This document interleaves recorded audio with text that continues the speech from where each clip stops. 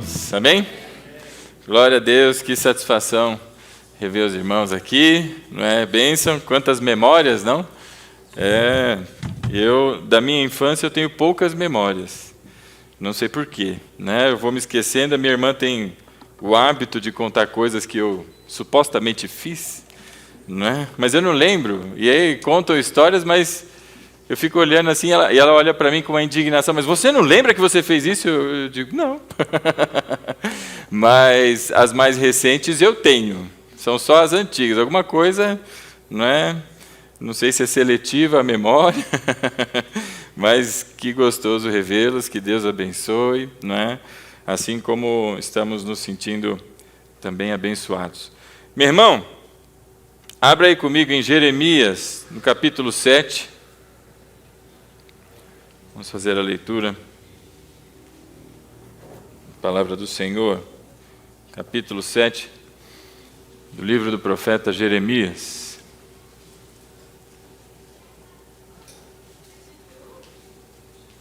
Sim.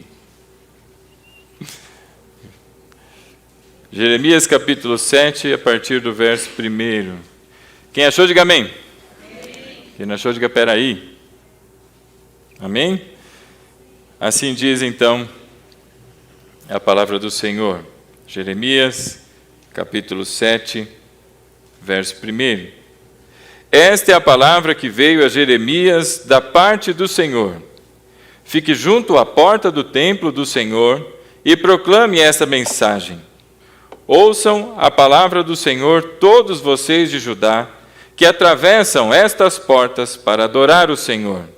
Assim diz o Senhor dos Exércitos, o Deus de Israel: corrijam sua conduta e as suas ações. Eu os farei habitar neste lugar. Não confiem nas palavras enganosas dos que dizem: este é o templo do Senhor, o templo do Senhor, o templo do Senhor. Mas se vocês realmente corrigirem a sua conduta e as suas ações, e se de fato tratarem uns aos outros com justiça, se não oprimirem o estrangeiro, o órfão e a viúva, e não derramarem sangue inocente neste lugar, e se vocês não seguirem outros deuses para a sua própria ruína, então eu os farei habitar neste lugar, na terra que dei aos seus antepassados, desde a antiguidade e para sempre. Mas vejam, vocês confiam em palavras enganosas e inúteis. Vocês pensam que podem roubar e matar, cometer adultério e jurar falsamente, queimar incenso a Baal e seguir outros deuses que vocês não conheceram, e depois vir e permanecer perante mim neste templo, que leva o meu nome, e dizer: estamos seguros, seguros para continuar com todas essas práticas repugnantes? Este templo que leva o meu nome tornou-se para vocês um covil de ladrões? Cuidado, eu mesmo estou vendo isso, declara o Senhor. Amém, meu irmão? Feche os teus olhos aí onde você está, curve sua fronte, vamos orar. Santo Deus, Pai querido, bendito é o teu nome, Senhor. Te agradecemos por tua bondade, testemunhada aqui, Senhor, não só trazendo livramento, mas como testemunhado pela nossa irmã Luna, não permitindo que o Miguel não se machucasse e que coisas piores acontecessem, mas o Senhor é quem nos guarda e nos protege. Nessa noite, Pai, pedimos que o teu Espírito fale conosco, que não sejam vozes de homens, Pai, mas tão somente a tua poderosa voz a falar com todos nós.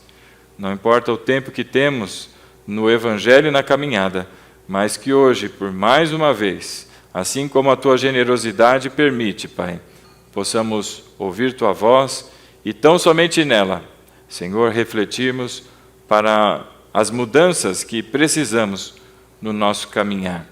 Fique conosco, Pai, é o que pedimos em nome de Jesus. Amém. Amém, meu irmão?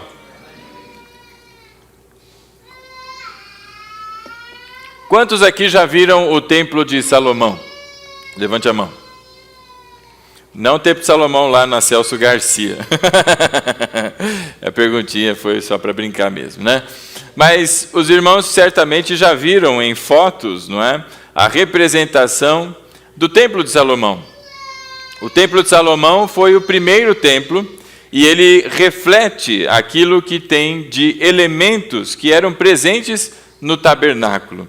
A intenção e a vontade do Senhor era que se permanecesse o tabernáculo, porque ali a sua glória e a sua presença se manifestavam entre o povo, entre as pessoas, e ele caminhava, andava entre o povo, não é? O tabernáculo era móvel, mas então veio o templo, e o templo agora construído por Salomão e não por Davi. Um templo suntuoso, um templo grandioso e que reflete a glória do Senhor.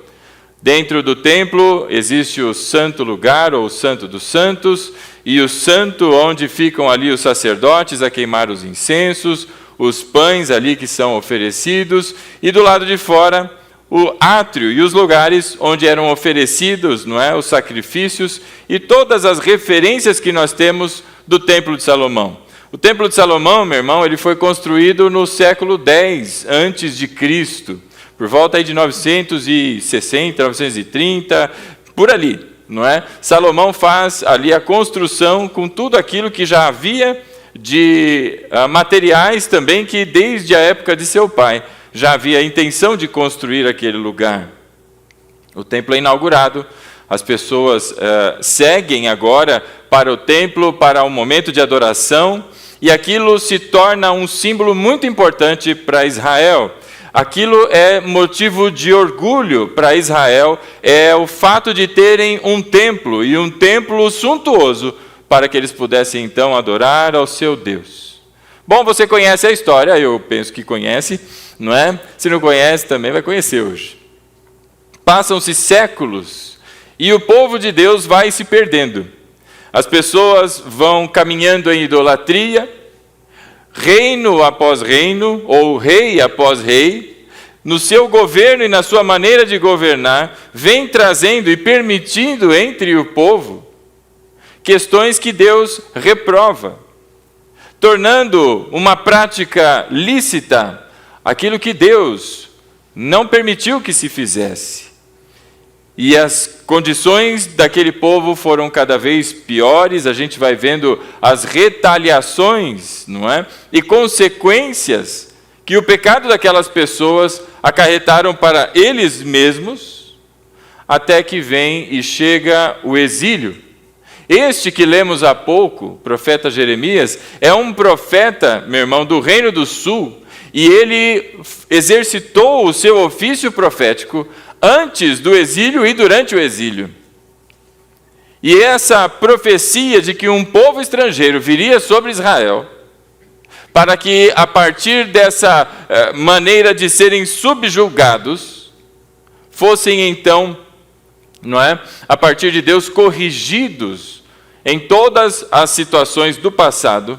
Muitas pessoas não acreditaram, pensavam que pelo fato de serem uma nação forte, poderosa, numerosa e a demonstrar a sua força bélica, militar, nada poderia acontecer. Quando finalmente vem o Senhor e chama Jeremias, se você prestou atenção aí no verso 2, não é, do capítulo 7, o Senhor diz a ele: fique junto à porta do templo. É na porta do templo que se levanta o profeta Jeremias e diante dele está o povo. E então ele faz, não é, o seu exercício de proclamar a palavra do Senhor. E a palavra do Senhor, então, é dada a este povo, verso de número 2, não é? Ouçam a palavra do Senhor, todos vocês de Judá, que atravessam estas portas para adorar ao Senhor. É para quem entra para o templo, é quem passa pela porta. Sejam as mulheres que ficavam ali no seu átrio, sejam os homens judeus que também entravam, sejam os sacerdotes, seja ainda o sumo sacerdote. Eis que todos vocês que adentram passam pela porta para adorar ao Senhor, assim diz o Senhor dos Exércitos. E veja, quem está falando é o Senhor dos Exércitos. Essa expressão Senhor dos Exércitos, ela representa uma autoridade suprema, máxima, Nós obviamente sabemos que quando Deus fala, é o Todo-Poderoso a falar. Mas tem pessoas que quando ouvem a palavra de Deus, não é? Pensam que Deus está falando de uma maneira, não é que assim, eu posso ouvir, eu posso não ouvir, e está tudo bem, não é? E aí o profeta diz, o Senhor dos exércitos diz assim, é aquele que tem todo o corpo celestial ao seu domínio, sob seu comando, todo o exército celestial se movimenta, a ponto de que nenhum exército humano, força humana, qualquer outra expressão da natureza fosse capaz de conter. Assim então diz o Senhor dos exércitos, o Deus de Israel. Ora, por que o profeta diz o Deus de Israel? Não é óbvio? Sim, é. Mas para aquele povo idólatra, não é? Era importante se lembrar de quem é o Senhor, não é? O Criador, o que os estabeleceu como nação. Então, o Deus de Israel diz assim, corrijam a sua conduta e as suas ações, e eu os farei habitar neste lugar. Há aqui orientações do Senhor para este povo. Estamos falando deste primeiro templo. Bom, o tempo passa, o povo não ouviu essas orientações, e eis que chegou o tempo em que um exército babilônico, a nação da Babilônia, o império babilônico, avança e leva o reino do sul para o exílio, eles são subjugados. Passam lá um tempo, e depois disso também o reino do norte, da mesma maneira, é exilado, só que agora pelos assírios. Muito bem, passado um certo tempo, e todo o templo foi destruído. Durante essa invasão babilônica, o templo foi levado abaixo. Aquilo que era motivo de orgulho para a nação de Israel, agora não existe mais. Passado um tempo, Zorobabel volta para Jerusalém. Estamos já lá para os Neemias, estamos lá na frente já, por volta de 580, não é? Ou seja, o 6º século antes de Cristo. E Deus permite agora, faz uso deste homem chamado Ciro, e que foi profetizado 100 anos antes do seu nascimento pelo profeta Isaías, para que eles pudessem voltar a Jerusalém e tomarem como missão a reconstrução do templo. Então o templo ele é construído pela segunda vez, mas agora ele é menor do que o primeiro. E isso faz com que aqueles que eram mais antigos, talvez ainda aqueles que tenham tido a oportunidade de ver pela última vez aquele templo, que era tão suntuoso, tão grandioso, agora eles olham e veem um menor. O coração tem um misto de alegria e de tristeza. Alegria por estarem de volta à sua terra, alegria por terem permissão, não é? Para reconstruírem o templo, mas a tristeza por verem um templo menor, por ainda estarem subjugados a uma outra nação, condições diferentes. E então o profeta se levanta e diz que a glória do segundo templo seria maior do que o primeiro.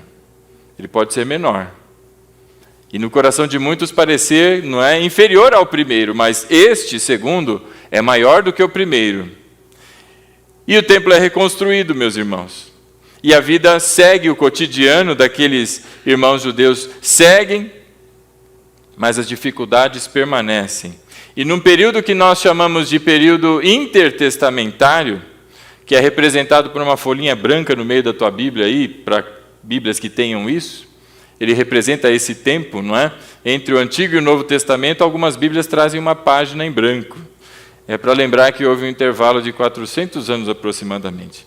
Nesse período, os assírios também haviam sido agora subjugados, e começou um outro império.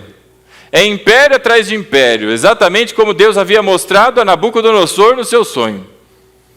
E agora é o império grego que se levanta. Você já ouviu falar de Alexandre o Grande, certamente, não é? Uma figura histórica. E ele se levanta e traz uma grande contribuição. Porque se você percebeu, o Novo Testamento foi escrito em grego, não é? As pessoas falavam grego. Os discípulos que eram pescadores, homens simples, falavam grego. Muito bem. Só que Alexandre também tem problemas, ele morre, tem um tempo muito curto que ele governa, e os seus generais continuam na tentativa, não é, da manutenção desse império, e lá pelos nos idos, não é, de 190, 170 aproximadamente antes de Cristo, Antíoco Epifânio invade Jerusalém. Este é um grego que invade Jerusalém, e agora a força tenta fazer com que os judeus passem a adorar o panteão grego. Bom, se você conhece um judeu que passou por 2 exílios, passou por tudo que passou, por causa da idolatria, um povo que aprendeu na marra a sua lição, jamais se curvaria agora diante de um deus, de um panteão grego, inclusive. Então eles resistiram, e por causa da resistência, acontece o que a nação de Israel chama de profanação do templo, não é? Há um outro nome, o terrível da abominação, me fugiu o outro nome, que os judeus consideram esse período. O que esse homem, esse general grego fez? Ele entrou no templo. Se você conhece as regras, não entra gentio dentro do templo. Ele entrou no templo. Ele profanou o templo, entrou naquele lugar e pôs uma estátua de Zeus, não de Deus, de Zeus, não é? Que era um dos deuses do panteão grego, e pôs lá dentro, no altar. E não somente fez isso para a abominação do povo de Israel, como ele também fez ofertas de animais naquele lugar. Ele ofereceu sacrifícios. Os sacrifícios só eram conduzidos pelos sacerdotes. Ele foi lá e ofereceu sacrifício. Um gentio. E não só fez sacrifícios, mas que animal que ele usou para fazer sacrifícios? Ele usou porcos. Você sabe que um porco é considerado um animal impuro para Israel. E aquilo foi uma forma terrível de goela abaixo enfiar a adoração no povo de Israel a deuses pagãos. Bom, a investida não deu tão certo, não funcionou, mas durante esse período, o templo foi novamente prejudicado. Passou-se o tempo, agora entra o Império Romano, não é? Por volta aí da década de 60, antes do Senhor Jesus, ainda no 1º século antes de Cristo, e o Império Romano agora é o império predominante, acima dos demais, e agora é o império predominante.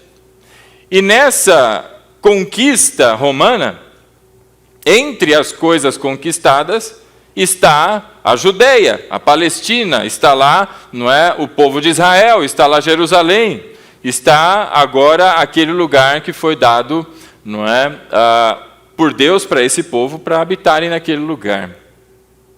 E então há necessidade de que se instituísse um rei para aquele lugar, um rei para a Judeia. E então Herodes o Grande, é considerado e colocado, posto como rei. E Herodes o Grande, a diferença entre Herodes o Grande e o seu filho Herodes, é que o seu filho é o que João Batista lá na frente vai falar sobre dificuldades, não é, com ter relações e tomar para si a mulher do seu irmão. Este é filho. O Herodes o Grande é quem instituiu que se matassem as criancinhas quando tomou conhecimento do nascimento do Senhor Jesus. Esse Herodes o Grande, ele dominava toda a Judéia, que depois da sua morte foi repartida entre os seus filhos. Herodes era uma pessoa astuta, e vendo a dificuldade que Roma estava tendo em ter domínio sobre as áreas que agora ela conquistou, não é? E vendo que ele não era muito aceito, Herodes não era aceito como rei, ele não tinha as prerrogativas, mas foi posto por Roma. Como é que Roma decide quem vai ser o rei sobre Israel? Mas é isso que acontece. E diante dessa situação de dificuldade com o povo, e percebendo a dificuldade que o império vem tendo, de maneira astuta, o Herodes, ele vai fazer alguns empreendimentos, ele vai investir em infraestrutura. E uma das maiores obras que esse homem fez foi no templo. ele passou a investir no templo. E ele não só fez a reforma para que se restabelecesse o culto, e pensa você, uma nação que não te aceita, e aí aquilo que é o teu objeto de orgulho nacional, ele vai lá e reconstrói, reconstitui. Bom, você ganhou, não é, pelo menos o carinho do povo. E é isso que ele faz. Mas ele não só faz a reforma daquele lugar, mas ele amplia.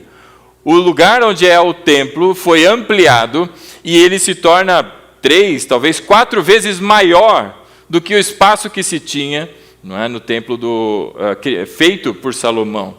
É muito grande. Deve caber naquele espaço ali, mais ou menos, estou fazendo conta de cabeça, 4 campos de futebol, de estádio de futebol americano, né? Deve caber mais ou menos uns 4. Só para você ter ideia do tamanho e de quão aquilo era grandioso. Se a nação chorou quando viu o segundo templo sendo construído porque ele era menor, agora as pessoas olhavam para aquilo e davam glória a Deus porque aquilo foi ampliado e de uma maneira muito maravilhosa ele foi construído e reformado. Então, por volta aí do ano 18 antes de Cristo, ele começou essa reforma e é este templo promovido pelo Herodes, o rei Herodes, que o Senhor Jesus, não passeia e entra. É este que tem a presença do Senhor Jesus.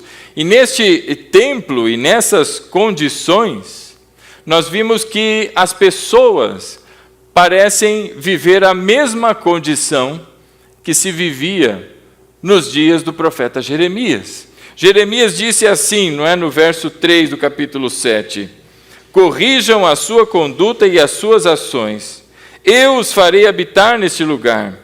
Não confiem nas palavras enganosas dos que os dizem, este é o templo do Senhor, o templo do Senhor, o templo do Senhor. Mas se vocês realmente corrigirem a sua conduta e as suas ações, e se de fato tratarem uns aos outros com justiça, se não oprimirem o estrangeiro, o órfão e a viúva, e não derramarem sangue inocente neste lugar, e se vocês não seguirem outros deuses para a sua própria ruína, então eu os farei habitar neste lugar, na terra que dei aos seus antepassados desde a antiguidade e para sempre. Mas vejam, vocês confiam em palavras enganosas e inúteis. Veja, meu irmão, que há aqui uma condição que o povo tem, e é descrita exatamente no verso 9. Ele diz assim, vocês pensam que podem roubar, matar, cometer adultério, jurar falsamente e idolatria, queimar incenso a Baal. E tendo feito tudo isso com a maior cara de pau lavada, adentram o templo como sendo está tudo bem, não é? Como diz ali no verso 10, e depois vir e permanecer perante mim neste templo, que leva o meu nome, e dizer estamos seguros, está tudo bem. Não vai acontecer nada. Essa cara lavada e esse jeito, não é, irreverente de viver, nós vemos que ele se repete, a ponto do segundo templo também sofrer dificuldades. E aquilo que aconteceu lá com Antíoco Epifânio, não é? Na revolta dos Macabeus, é que tudo isso se retoma. E aí vem o templo que o Senhor Jesus frequentou. E aí eu peço a você, meu irmão, que siga comigo para o Evangelho segundo Marcos. No capítulo 11, nós vamos dar um salto de alguns séculos na história e vamos chegar na semana que antecede, ou a semana da crucificação do nosso Senhor.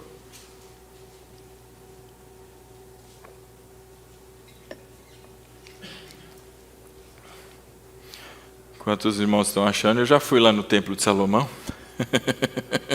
Inclusive estava lá essa semana, que é meu cliente, aquela instituição é cliente da empresa que eu trabalho. E apesar de ter referências e muitas coisas parecidas ou inspiradas nele, nós vamos ver algumas coisas aqui que talvez te remeto em pensamentos. Capítulo 11 do Evangelho segundo Marcos. Quem achou, diga amém. Aleluia. Achou aí? Nós vamos ver do verso 12 em diante. O que está acontecendo aqui? O que é que Marcos está narrando? O Senhor Jesus, agora ele volta, não é, para Jerusalém, entra triunfalmente na cidade, e ele entra e é recebido como rei, é essa a sua entrada triunfal, como foi predita, não é? Tudo acontece segundo as profecias, e o Senhor Jesus, montando um jumentinho, ele adentra aquela cidade e as pessoas vão dizendo, Hosana, bendito é o que vem em nome do Senhor. Veja aí o verso 9, não é? Os que iam adiante dele e os que o seguiam gritavam, Hosana, bendito é o que vem em nome do Senhor, bendito é o reino vindouro do nosso pai Davi, Hosana nas alturas. Ora, que recepção é essa? Não é só o rei, mas é a identificação. Veja aí, reino futuro do nosso pai Davi. A promessa que Deus havia dado a Davi de que o seu trono não teria fim. Então chegou este, que é descendente de Davi, cujo trono não tem fim, cujo reino não tem fim. Como predito lá pelo Salmo, não é?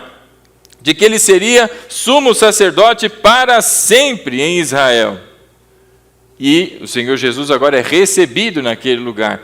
Pensa a alegria e a felicidade dos fariseus, dos doutores da lei, daqueles sacerdotes, olhando o povo, recebendo um homem que eles rejeitavam de tal maneira. Ora, eles não conseguiam controlar a multidão, porque era a véspera de Páscoa e havia uma quantidade muito grande de pessoas naquela cidade. Estima-se que entre 2 a 3 milhões de pessoas estavam ali, para mais do que é o normal da população, porque é uma data festiva e as pessoas estavam indo para onde? Para o seu orgulho nacional, para o templo, para o momento da Páscoa, para uma festa religiosa. Estavam todos ali. E vendo o Senhor Jesus chegar, ele é recebido de maneira, não é triunfal. As pessoas ali, Hosana, bendito é o que vem em nome do Senhor, e isso é referência messiânica, olharam para Jesus e disseram, este é o Messias, e ele está entrando. Bom, e para onde vai o Messias então? Ele vai direto para o templo. O Senhor Jesus, então, montado no seu jumentinho, vai em direção ao templo, mas pela felicidade de todos os representantes da religião judaica, fecharam as portas. É mais ou menos como se você for visitar um museu. O museu ele abre das 11 ao meio-dia. Porque de manhã o pessoal está dormindo e à tarde o pessoal vai dormir. Então das 11 ao meio-dia. Se chegar lá meio-dia e meia, você vai conseguir entrar no museu? Não. No que eu estou dizendo, né? Não vai conseguir. Por quê? As portas foram fechadas. E com toda aquela multidão, aqueles que iam à frente falando de Jesus e os que iam atrás, o que eles fizeram com o templo? Fecharam o templo. Você acha? Nós vamos permitir esse impostor de chegar aqui e fazer toda essa pompa? Veja aí o verso 11. Jesus entrou em Jerusalém e dirigiu-se ao templo. Ele foi para lá. Observou tudo à sua volta e, como já era tarde, foi para Betânia com os 12. Essa referência do fato de já ser tarde e não ter entrado no templo é porque não foi recebido no templo. O Messias chegou, mas ele não foi recebido. Ele continua sendo rejeitado. E aí vem o verso 12. Então ele foi para o templo, mas não receberam o bendito que vem em nome do Senhor. Mas no dia seguinte ele volta. Veja aí o verso 12. Então, no dia seguinte, quando estavam saindo de Betânia, Jesus teve fome. E vendo à distância uma figueira com folhas, foi ver se encontraria nela algum fruto. Então, o Senhor Jesus vai voltar para o templo. E no seu caminho de volta, não é, há uma expressão aqui de fome, de um sentimento de fome do Senhor Jesus, e ele olha para uma árvore, para uma figueira. Quando ele olha para essa figueira tem folhas. Por que a Bíblia fala essas coisas, que a figueira tem folha? O que você espera que tenha numa árvore? Folha, não é? A árvore tem que ter folha. Mas por que a Bíblia está dizendo que aquela árvore tinha folhas? Porque isso era entre março e abril, meu irmão. Nesse tempo, não era tempo de uma figueira dar seus frutos. Mas é o início, é o princípio para esta árvore, para que ela frutifique. Então é comum, neste tempo de ano, que uma árvore como essa, uma figueira, não é? Ela comece a dar os seus primeiros frutos. São frutos pequenos, não ainda os de tamanho normal, como uma figueira frutifica, porque são os primeiros. E quem já experimentou diz que são frutos bem docinhos. E qual é o sinal que aquela árvore vai dar frutos? É porque ela tem folhas. Se ela não tem folhas, é porque não chegou o tempo dela ainda. E se ela tem folhas e não tem os primeiros frutos, isso é um indício de que aquela árvore, o ano inteiro, não vai dar frutos. Então o Senhor Jesus sai de onde estava, volta para o templo. No caminho, ele sente fome e observa uma figueira.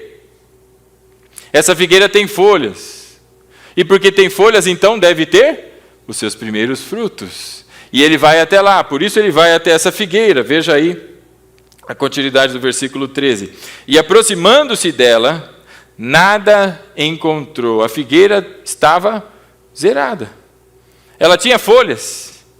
Ela tinha aparência de uma árvore que dá frutos, mas ela não tinha nada. E então, a não ser as folhas, não é? Que o Senhor encontrou, mas não encontrou fruto nenhum, porque não era tempo ainda dos figos, então ela não tinha nada a oferecer. Verso 14, então lhe disse, ninguém mais coma do seu fruto. E os discípulos ouviram o Senhor Jesus a dizer isso. Então eu queria que você imaginasse a cena, meu irmão. Porque se não imaginar a cena, você fica uma coisa meio esquisita. O Senhor Jesus entrou em Jerusalém, recebido com toda a pompa, com toda a circunstância. É o rei, todos os líderes ali estão olhando para aquilo e estão enfurecidos, não é? Mas o Senhor Jesus, como a profecia havia dito, ele entra em Jerusalém, montado no seu jumentinho, é recebido como o Messias, mas continua sendo rejeitado. Ele se dirige até o templo, mas ele não é recebido. Volta no dia seguinte. No caminhar da sua volta, ele encontra com uma árvore, observa que tem folhas, ou seja, deve ter frutos ali, eu vou até lá então. Quando chega lá não tem nada além das folhas. E aí o Senhor Jesus solta uma palavra, solta uma maldição, profere então uma maldição para aquela árvore, e ele diz assim, ninguém mais coma do seu fruto. E alguém vai olhar e vai falar, rapaz... Eu acho que o Senhor Jesus é como eu quando está com fome, fica nervoso, né? Você já viu alguém que quando está com fome fica alterado? Eu sou alteradíssimo no meu humor quando eu estou com fome, principalmente na minha paciência. Será que o Senhor Jesus também sofria desse mal? Não, irmão. E ele olha para aquela árvore e pronuncia, ninguém mais coma do teu fruto. E os discípulos estavam juntos, talvez tentando achar alguma coisa na árvore, quando Jesus fala, eles falam, o quê? Olham para Jesus e foi dada essa palavra para essa árvore, para essa figueira. Não mais haverá de dar frutos, ninguém mais coma do seu fruto. Bom, o que está acontecendo aqui, meu irmão, é uma sentença de juízo. É uma condenação que o Senhor Jesus está trazendo. E aí alguém pode pensar, bom, se o Senhor Jesus não fica nervoso quando está com fome, então ele não deve gostar de figueiras, porque rogou uma praga com a figueira lá, não é? Nós vamos entender o que é isso.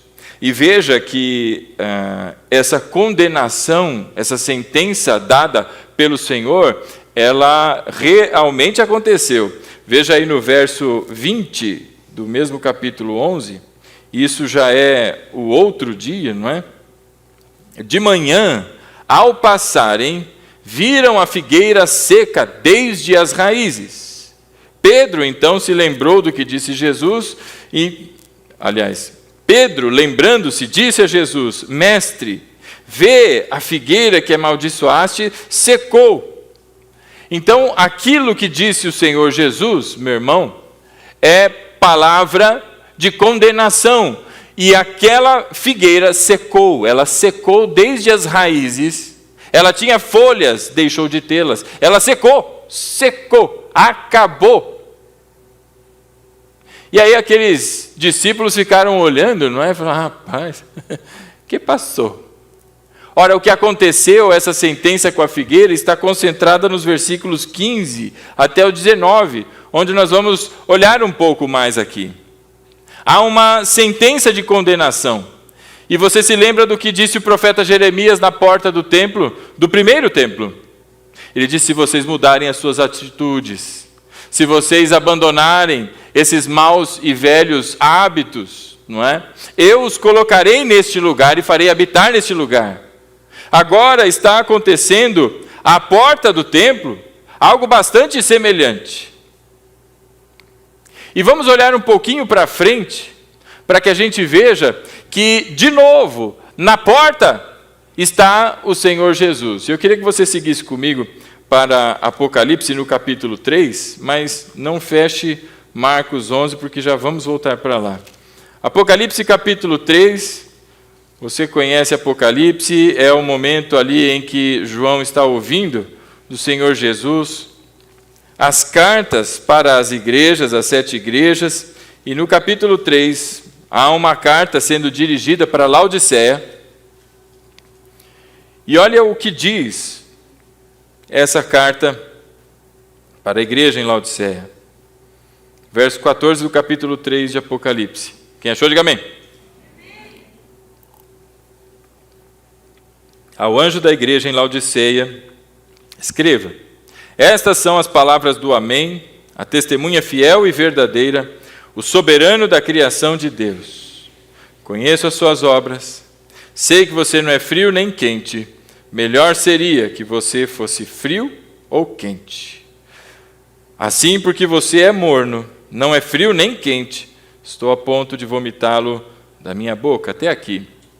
O que aquelas pessoas lá da época de Jeremias estavam fazendo? Roubando, matando, cometendo adultério, não é? Idolatrando, e entravam no templo com a maior cara lavada, como se nada tivesse acontecendo. E aqui o Senhor está dizendo que existem pessoas na igreja em Laodiceia que elas não são nem frias, nem quentes. Nem se debruçam e se subjugam ao Senhor e nem abandonam as práticas. São pessoas mornas, ficam nesse caminhar dúbio, não é? Muita semelhança com o que houve com Jeremias. Então ele diz que há de vomitá-los da sua boca. Verso 17, você diz, estou rico, adquiri riquezas e não preciso de nada. Não reconhece, porém, que você é miserável, digno de compaixão, pobre, cego e que está nu. Essa é a realidade. A pessoa está achando que está no, como diz um amigo meu, está no topper. Não é top, é topper. Não é? Mas ele é pobre, cego, nu, ele não se reconhece na sua condição. Verso 18, eu lhe dou esse conselho, compre de mim ouro refinado no fogo e você se tornará rico. Compre roupas brancas e vista-se para cobrir a sua vergonhosa nudez e compre colírio para ungir os seus olhos e poder enxergar.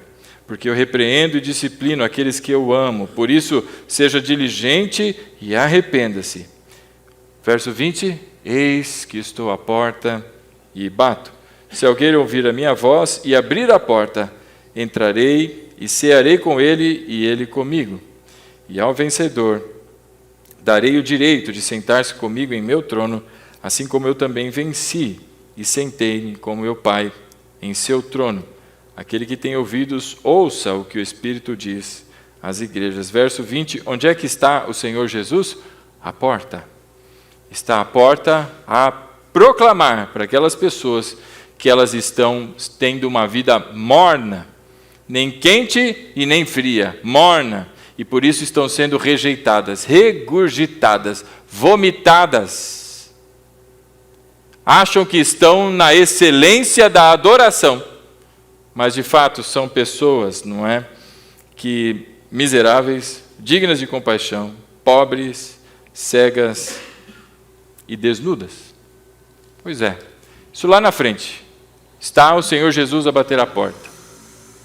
Agora vamos voltar para Marcos, no capítulo 11, porque nós vimos lá Jeremias, lá atrás, estava à porta. Vimos lá em Apocalipse, lá na frente, o Senhor Jesus está à porta. Se usa muito para evangelização, não é esse versículo, eis que estou à porta e bato. Não tem problema nenhum, meu irmão. Só que o versículo não está falando sobre evangelizar. Está falando sobre corrigir conduta de gente que já conhece a Deus. Está à porta. Aí voltando para Marcos, do capítulo 11, o Senhor Jesus tinha acabado, não é? Então, de maldizer aquela figueira, e que ela não daria mais frutos. E no dia seguinte, como nós vimos, Pedro observou que aquela figueira tinha secado desde a raiz. E aquilo é uma coisa assombrosa, não é? Veja aqui pela palavra dada pelo Senhor Jesus. Olha aí o verso 15. Chegando então a Jerusalém, então o Senhor Jesus foi até o templo, estava tudo fechado, não o receberam. Agora de manhã ele volta. Chegando então a Jerusalém, Jesus entrou no templo, agora estava tudo aberto. Não tinha mais aquela muvuca, né, de pessoas proclamando o Senhor Jesus como Messias. O templo está aberto e ele entra e está movimentado. Pensa que é uma semana, não é, de grandes atividades no templo, porque é a semana da Páscoa, a principal das festas judaicas. E aí o verso 15, então, chegando em Jerusalém, Jesus entrou no templo e ali começou a expulsar os que estavam comprando e vendendo. Derrubou as mesas dos cambistas e as cadeiras dos que vendiam pombas e não permitia que ninguém carregasse mercadorias pelo templo. E ensinava dizendo, não está escrito, a minha casa será chamada casa de oração para todos os povos? Mas vocês fizeram dela um covil de ladrões. A expressão fizeram dela um covil de ladrões, talvez você tenha se lembrado que Jeremias disse exatamente a mesma coisa. O Senhor Jesus está fazendo referência àquilo que foi dito também por Jeremias. É a mesma coisa. Agora, o que é que está acontecendo aqui? O Senhor Jesus olha para uma figueira, amaldiçoa a figueira, agora chega e começa a fazer uma arruaceira ali no templo. O que está acontecendo? Jesus estava realmente com fome? Como alguém pode pensar? Meu irmão, essa limpeza que está acontecendo aqui, para que você entenda, você precisa se lembrar de como era o templo, não é? Então ele tinha ali o seu lugar santo dos santos, o lugar santo, o átrio onde ficavam os sacerdotes para fazer as ofertas, não é? Essa parte fechada, onde era acessada tão somente pelos sacerdotes, e o espaço anterior, agora do templo, não é? Vai pensando em anéis que vão crescendo, mas são áreas agora abertas. Essas áreas agora que envolvem o lugar onde os sacerdotes estavam, é a área onde apenas os homens judeus entravam, somente homens e judeus, gentios não entravam. E a partir desta porta, a partir do lugar onde estavam os homens judeus, tinha uma outra área também cercada, e esta outra área estavam as mulheres judias que entravam ali e permaneciam ali. E antes da porta que dá acesso ao lugar das mulheres, que é antes da porta que dá acesso ao lugar dos homens, que é antes da porta que dá acesso ao lugar dos sacerdotes, que é antes do lugar que entra para o santo e o santo dos santos, aqui neste lugar, do lado de fora, é um outro átrio. Nesse templo expandido e tão grande, feito ali por Herodes, é um outro átrio. E que lugar era este agora? Era o lugar para todo o gentio que quisesse adorar a Deus. Se você não fosse judeu, mas quisesse adorar a Deus, você ficava naquele pátio, naquele átrio, lugar dos gentios. Bom, e era exatamente neste lugar que estavam cambistas e vendedores. Então, quando o Senhor Jesus adentra aquele lugar e vê aquele mundaréu de cambistas, quem eram os cambistas? Imagina que vinha pessoas de tudo quanto é canto e voltavam para Jerusalém para fazerem ali as suas ofertas, para fazerem os seus sacrifícios, para a festa e para a celebração da Páscoa. Então a pessoa vinha, por exemplo, lá de Hong Kong, e chega aqui, vai pagar, qual que é a moeda que se tem em Hong Kong, senhor financeiro? É difícil? Então, outra, qual é a moeda? Peso? Não, peso não é. Libras esterlinas. Veio de Londres agora. Está usando libras. Aí o cara está com 5 libras no bolso. Aí ele chega aqui e quer comprar uma Coca-Cola. Quanto é, irmão? A Coca-Cola é 10 reais. 10 reais? Ixi, mas eu só tenho libra. Então você vai precisar do quê? Você vai precisar de um cambista. O que o cambista faz? O câmbio. Me dá a libra e eu te dou o real. É a troca da moeda. Então, o que estava ali no meio do lugar onde era o lugar reservado para gentios que fossem adorar ao Senhor. O que tinha ali? Cambista. E havia ali é estimativa, tá, irmão? E aí tem muita gente que fala um monte de coisa, como a Bíblia não dá os detalhes, a gente não tem uma noção real. Mas pelo número de gente que ia para ali, não é? Para as festas religiosas, o número de animais, pelo menos de ovelhas, era na ordem, isso é um número aproximado, de 250 mil ovelhas.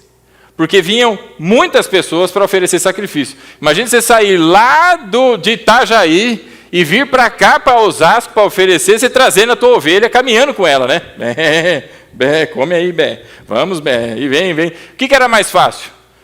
Você vir com dinheiro, chegar lá, comprar e fazer a tua oferta. Então havia em torno de, e aí é uma informação de estudiosos, isso pode ser um número que não represente a realidade, em torno de 250 mil ovelhas. Meu irmão, é animal que não acaba mais. Você acha que tem espaço para alguém chegar lá, se prostrar, dobrar os seus joelhos e começar a orar e adorar o Senhor? Com 250 mil ovelhas, fazendo número 2 de ovelha, e um monte de coisa de ovelha. Com um cambista olhando para aquilo, não é? E aquela falação alta, você já foi em feira, não é? Que compra comigo, que comigo, na minha mão sai 10, da minha mão sai 10. Aí o outro ouve lá do outro lado, então na minha sai 9,99. E aí começa o leilão, aquela bagunça, aquela feira, aquela montoeira de gente falando e falando alto. Onde? No lugar em que os gentios têm reservado no templo para a adoração. O nome disso, meu irmão, é rejeitar a adoração de gentios. O lugar para os judeus estava totalmente preservado ali. Então, o que faz o Senhor Jesus? Ele imediatamente começa, não é? Verso 15, chegando em Jerusalém, entrou no templo e começou a expulsar os que estavam comprando e vendendo, derrubou as mesas, tinha muito judeu ali que estava naquele lugar tentando fazer a compra do seu animalzinho, não tinha problema nenhum em vender animais. Não é isso que o Senhor Jesus está condenando, irmão. Só que isso tinha que estar do lado de fora. E não dentro do templo, não usando o espaço que é espaço para adoração, para fazer comércio. E aí o Senhor expulsa todas essas pessoas, derruba a mesa dos cambistas, cadeia dos que vendiam pomba, imagina as pombaiadas tudo saindo voando lá, e não permitia que ninguém carregasse mercadorias pelo templo. E aí o verso 17 diz que eles os ensinavam então dizendo: não está escrito, a minha casa será chamada casa de oração para quem? Para todos os povos. Porque é o espaço para todos os povos orarem na casa do Senhor. E estão sendo impedidos de orar. É por isso que ele vai e faz toda essa movimentação. Isto que é citado pelo Senhor Jesus está em Isaías, no capítulo 56, no verso 7. Coloca aqui, Vinícius, por favor.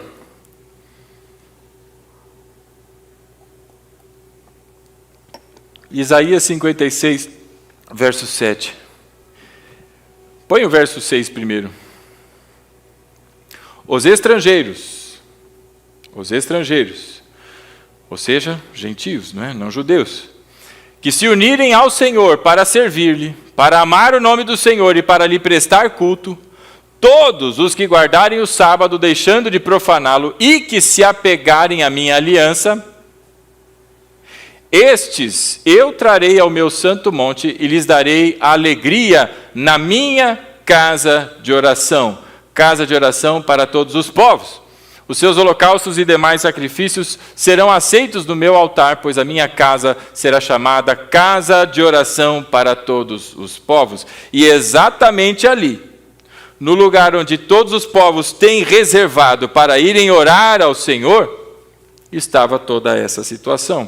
E então, voltando a Marcos, no capítulo 11, no verso 17, em seguida de lembrá-los do profeta Isaías, de que a casa do Senhor é casa de oração para todos os povos, ele traz a informação: mas vocês fizeram dela, da minha casa, covil de ladrões. Covil de ladrões. O que é o covil?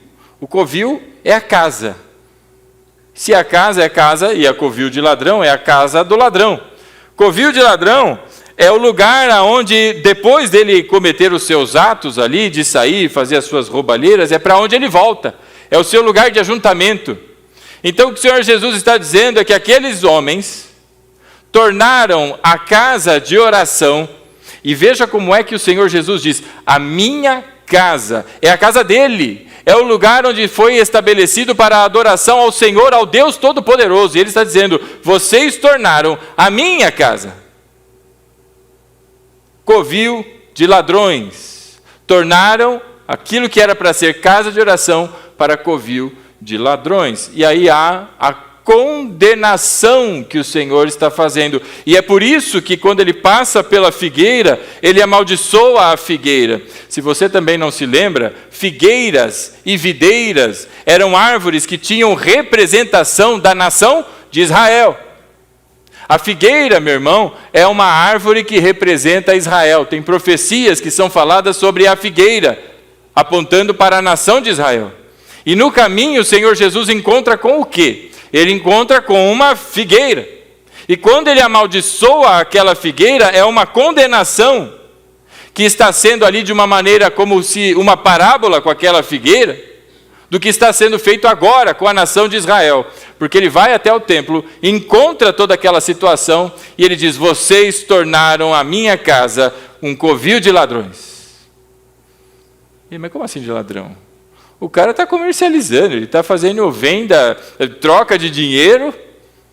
Será que os sacerdotes estavam ganhando alguma coisa? Será que Jesus estava olhando para aquilo e dizendo: olha, estes sacerdotes estavam ganhando dinheiro em cima das vendas que aconteciam no templo? Será que é isso? Pode ser. Mas o que mais faz referência aqui, por todas essas indicações e citações que o Senhor Jesus faz, é que estes homens estão roubando a adoração que era derivada ou dedicada ao Senhor, porque não deram espaço. Roubaram o Senhor de receber a sua adoração, de ser glorificado como ele deve ser glorificado. E roubaram de gentios, porque é a casa de oração para todos os povos, o direito dado por Deus para adorarem e para servi-lo. Este é o mais provável sentido de ladrões indicados aqui.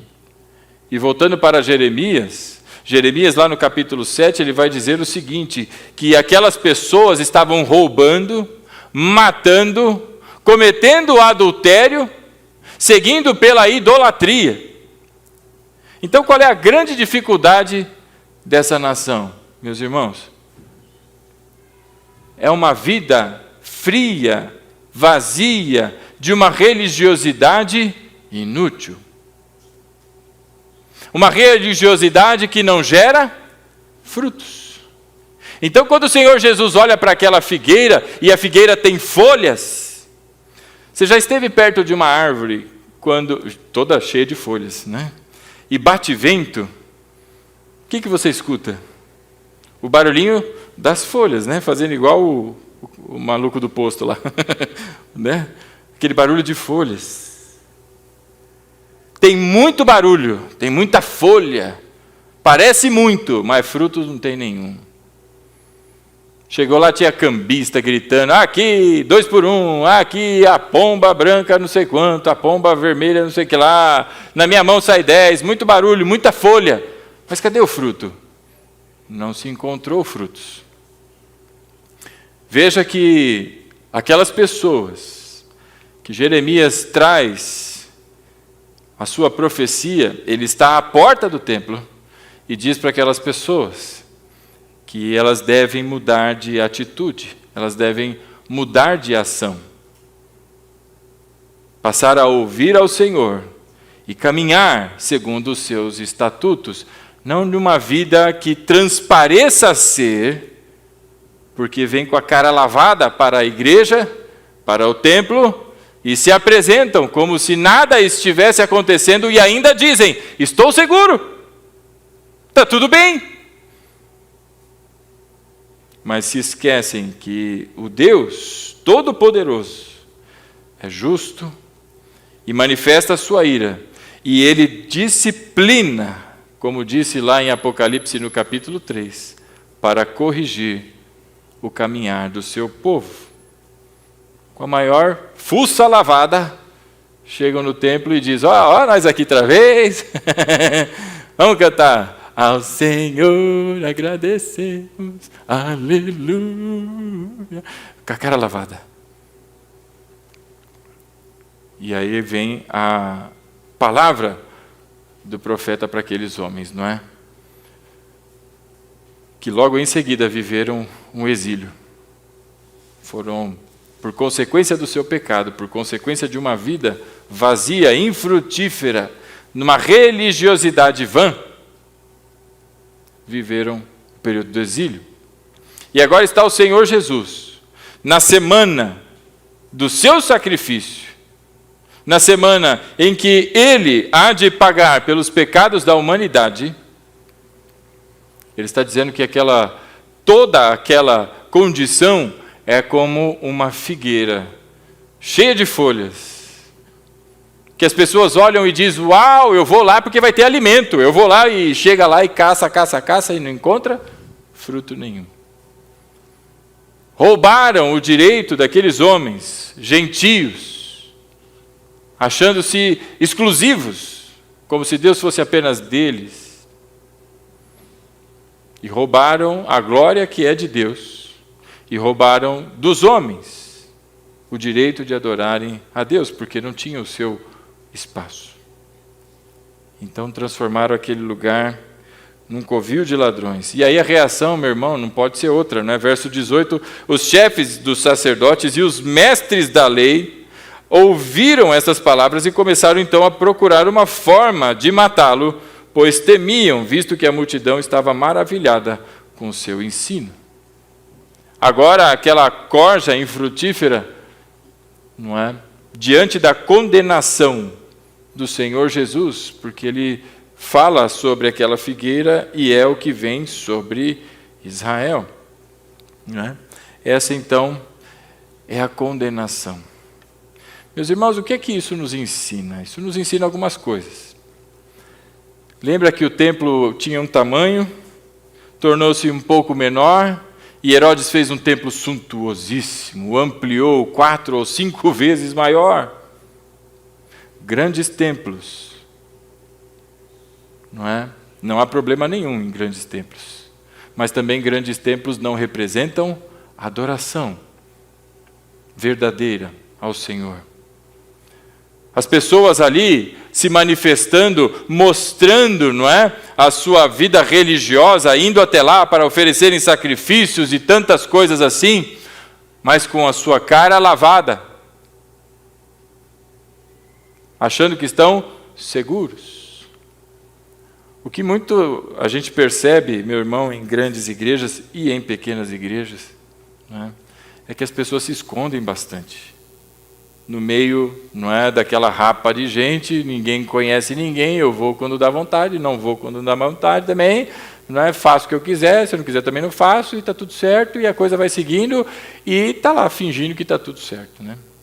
Isso não é um privilégio de igrejas grandes, mas ao som dos cambistas e ao som dos vendedores, não é? Também tem outra mensagem. Tem gente achando que precisa, não é? Comprar coisas para que se obtenha a atenção de Deus. Precisa, não é, investir coisas para que se obtenha a atenção de Deus. E o que o Senhor Jesus está dizendo ali, meu irmão, é que você não precisa de cambista, você não precisa de vendedor, você não precisa de coisa nenhuma. Porque o preço, meu irmão, seria pago dias depois. E o preço para todos nós já foi pago na cruz pelo sangue do precioso Cordeiro de Deus, que tira o pecado do mundo. Já foi pago e nós não precisamos, meu irmão, de absolutamente nada disso. Dessas igrejas que tentam fazer grandes explorações financeiras. Então nunca perca isso de vista. Porque eles estão na mídia, são os midiáticos aí, estão em tudo quanto é lugar. E de repente você tem o hábito de frequentar. E aí assim, cada um cuide da sua vida. O fato aqui é que a vida espiritual estava morta. É uma vida vazia. O que o Senhor Jesus está condenando é uma vida espiritual, religiosa, vazia, nula, sem fruto. É uma figueira cheia de folhas, sabe falar um monte de coisa, mas que... Isaías capítulo 29, Vinícius, verso 13, por favor. Vamos ver o que o profeta Isaías fala. E o Senhor diz: este povo se aproxima de mim com a boca e me honra com os lábios, mas o seu coração está longe de mim. E a adoração que me prestam é feita apenas de mandamentos ensinados por homens. Essa é a versão da NVI. Alguém tem a Almeida Revista Atualizada aí? Está diferente o finalzinho? Como é que está o final do verso 13 aí no seu?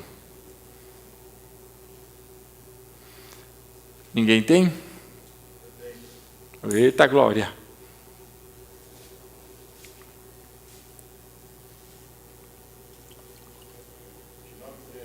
Isso. Que o Senhor disse: pois que este povo se aproxima de mim, e com a sua boca e com os seus lábios me honra, mas o seu coração se afasta para longe de mim, e o seu temor para comigo consiste só em mandamentos de homens, em que foi instruído. Em que foi instruído. Das primeiras versões da Almeida Revista Atualizada, em vez de em que foi instruído ou ensinado por homens, está que maquinalmente aprenderam. Sabe o que é isso? É que decorou. Os professores que estão aqui devem perceber o que eu quero dizer. A pessoa decorou. Entendeu? Não entendeu nada, mas decorou. Né? Eu acho que não adianta muita coisa. Ter tudo decorado, mas se aproximam com os lábios, mas o coração está longe. Decorou. É uma máquina de repetição. Sabe aquele que vai com o crachazinho, vai lá e plim, pinga o seu crachazinho, vai embora, depois vai lá e plim, pinga o crachazinho de novo e vai bater ponto? De maneira maquinal. Essa expressão é a expressão do texto original. Seria como algo robotizado, automático, sem sentido, sem nenhuma razão, mas decorado e repetitivo. O que o Senhor Jesus está condenando ao falar com aquela figueira é exatamente essa condição de Israel. Mas no restante ali dos versículos, se por um lado ele fala sobre como é a vida naquele tempo e essa vida religiosa vazia, por outro lado agora ele também apresenta, não é, uma vida cheia, não é, da graça de Deus, ou uma vida espiritual realmente viva. No verso 20 de Marcos capítulo 11, a palavra do Senhor diz: de manhã então, ao passarem, viram a figueira seca desde as raízes, e Pedro lembra, e então fala a Jesus: mestre, vê a figueira que amaldiçoastes, secou. Esse templo, meu irmão, que demorou 46 anos para terminar a sua reforma, de tão grande que ele ficou, ele terminou por volta da década de 60, entre 60 e 64, aproximadamente, depois do Senhor Jesus. E na década de 70, ele foi novamente invadido por Roma e foi destruído, colocado abaixo. Mais uma vez. A figueira secou, irmão. A figueira secou. Verso 22, respondeu Jesus, então tenham fé em Deus. Qual é o oposto de uma vida espiritual seca, vazia? É quem tem fé em Deus. E ele disse, eu lhes asseguro que se alguém disser a este monte, levante-se e atire-se no mar, e não duvidar em seu coração, mas crer que acontecerá o que diz, assim lhe será feito. Portanto, eu lhes digo, tudo o que vocês pedirem em oração, creiam que já o receberam e assim lhes sucederá. E quando estiverem orando, se tiverem alguma coisa contra alguém, perdoem-no, para que também o Pai Celestial lhes perdoe os seus pecados. Mas se vocês não perdoarem, também o seu Pai, que está nos céus, não perdoará os seus pecados. A resposta a uma vida vazia e que não dá frutos, o Senhor Jesus indica o que é, que deve ter fé em Deus. A fé frutifica. Não é o esforço e o labor de homens, mas é a fé quem frutifica. Fé esta dada pelo Senhor. Ela, pelo poder de Deus, frutifica. Para não ser uma figueira cheia de folhas, que as pessoas se aproximam e não têm alimento, mas ao contrário, para gerarem frutos, e frutos que perdurem pela eternidade. É através da fé. Sem fé, irmão, não tem como. E aí o verso 23, eu lhes asseguro que se alguém disser a este monte, levante-se e atire-se no mar, e não duvidar em seu coração, mas crer que acontecerá assim, assim lhe será feito. Aqui, meu irmão, há um verso que é bastante pregado, explorado, e muita gente fala acerca disso de fé, acerca do tamanho da fé, não é? Da proporção, se você amadureceu na fé, ou se você é iniciante na fé, ou coisas assim.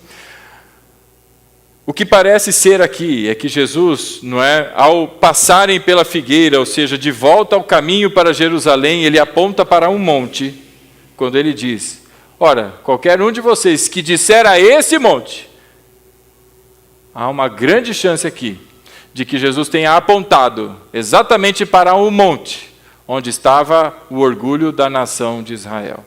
O Monte Moriá, que é o monte onde foi posto o templo de Salomão, o segundo templo, e agora ampliado pelo rei Herodes. E o que fez o Senhor Jesus ainda naquela semana, se não exatamente destituir o significado e a simbologia toda que havia daquele lugar, naquele templo, porque agora existe uma nova e eterna aliança em Cristo, onde o sacrifício já não é mais feito de maneira recorrente, mas o verdadeiro e único sacrifício foi feito de uma única vez. A figueira secou, aquele monte era como se tivesse sido transposto. E agora vem a mulher samaritana. E aí, Senhor, onde a gente deve adorar? É no templo em Jerusalém ou é no templo aqui com os samaritanos que tinham um outro lugar de adoração? E aí o Senhor Jesus diz a ela o quê? Que haveria de chegar o templo, que nem lá, o tempo, que nem aqui e nem ali, mas os verdadeiros adoradores o adorariam em espírito e em verdade. Ou numa melhor tradução, no espírito da verdade adorariam o Senhor, onde você estiver, porque agora o templo, meu irmão, não é mais um lugar físico estabelecido, mas agora o Senhor fez morada e nos tornamos pedras vivas do templo edificado pelo Senhor. Nós somos o templo de Deus. Você percebe? Agora o contraponto de uma vida infrutífera, vazia, o Senhor traz a necessidade de fé. E aí, meu irmão, diante de tudo isso, o que fica à mente é se nós temos sido como aqueles que tinham uma vida morna, nem quente nem frio, a ponto de trazer náuseas ao Senhor, ou como aqueles nos dias de Jeremias, que seguem uma vida como se nada, como se o Senhor não estivesse vendo, porque o final Jeremias diz, e olha, atenção, eu, o Senhor, estou vendo. A boca continua suja, os pensamentos continuam, não é? Sem nenhum freio, as reações continuam reações agressivas, hostis. E a palavra de Deus está nos lábios, mas não desceu ao coração, e faz repetidamente como uma máquina as ações durante a semana, durante o dia, e vem e vai, e vem e vai com aquela cara lavada. E aí o Senhor Jesus, que esse ciclo de pecado, Ele diz que tem que ser quebrado, e ele é quebrado pela fé em Deus. Porque diante de todas as coisas, meu irmão, Ele diz aqui, tudo o que nós precisarmos, tudo o que nós pedirmos a Ele em nome de Jesus, que o represente, Ele assim o fará.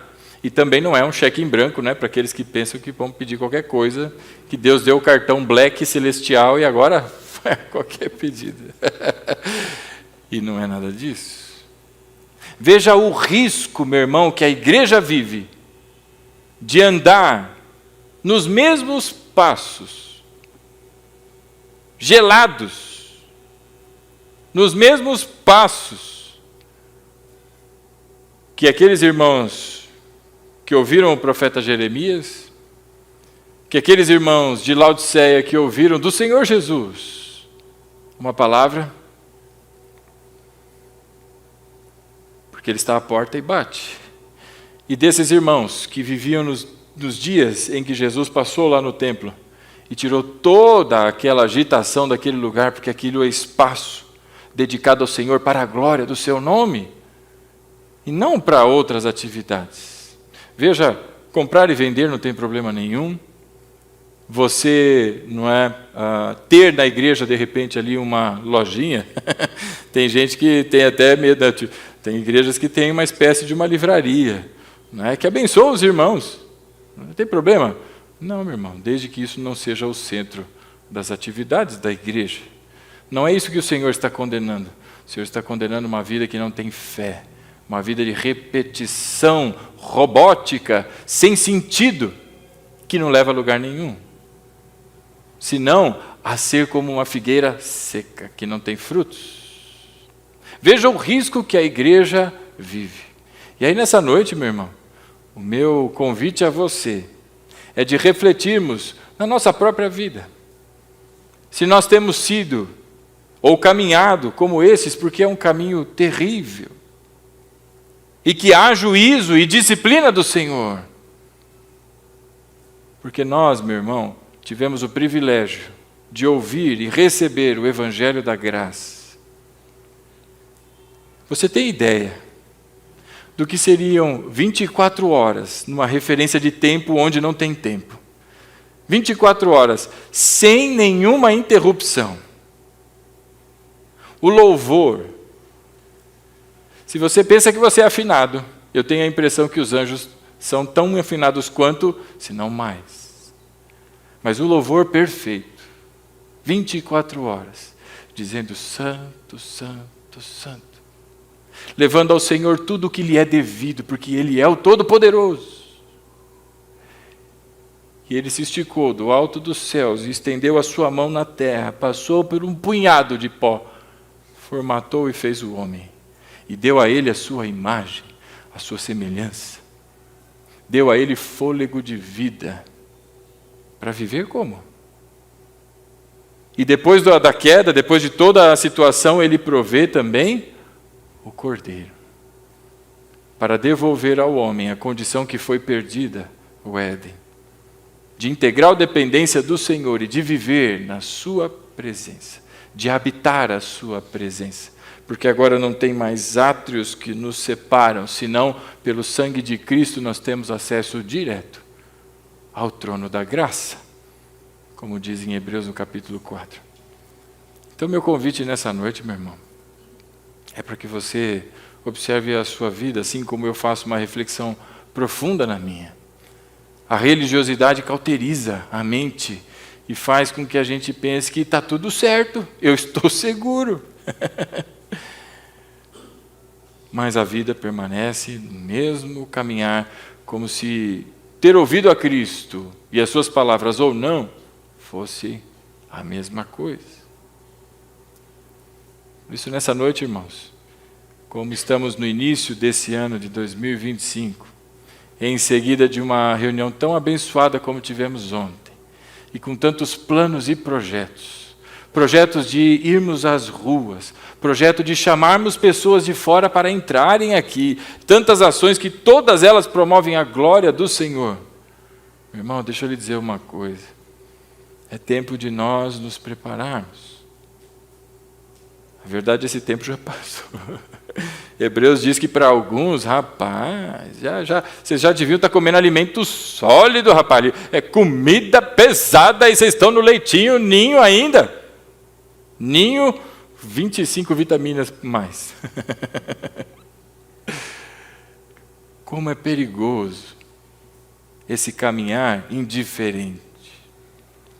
Sabe, irmãos, o crente não é aquele que não peca, porque nós temos dificuldades, todos nós, eu inclusive. Super-homem não existe, além dos quadrinhos, mas existe um homem que é todo-poderoso, e o seu nome é Jesus, e a sua graça nos alcançou, e Ele nos ajuda.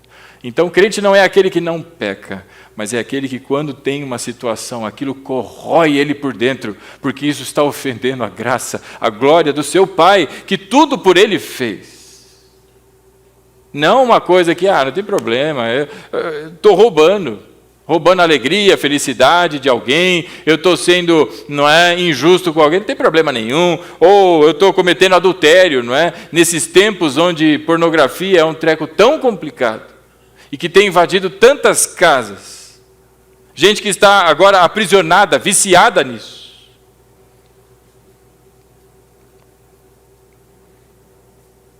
E idolatrando. Seja o dinheiro, sejam as riquezas, seja o poder, seja sei lá o que é. Aos de Laodiceia, o Senhor Jesus disse: compre de mim, compre ouro fino, compre de mim roupas brancas, para vestir a tua, vergonhosa nudez. Porque as pessoas estão achando que são todas poderosas, mas são miseráveis, dignas de compaixão, pobres, cegas e desnudas. Por isso, nessa noite, meu irmão, como é perigoso o não exercício de uma avaliação de si mesmo. Como é perigoso aquela desculpinha do tipo, foi só dessa vez. Tudo bem, dessa vez passa. Até aqui não aconteceu nada, não vai acontecer mais nada. Isso é muito perigoso. Muito perigoso. O pecado cauteriza a mente. Então, nessa noite, meus irmãos, eu convido você a se colocar de pé para nós orarmos.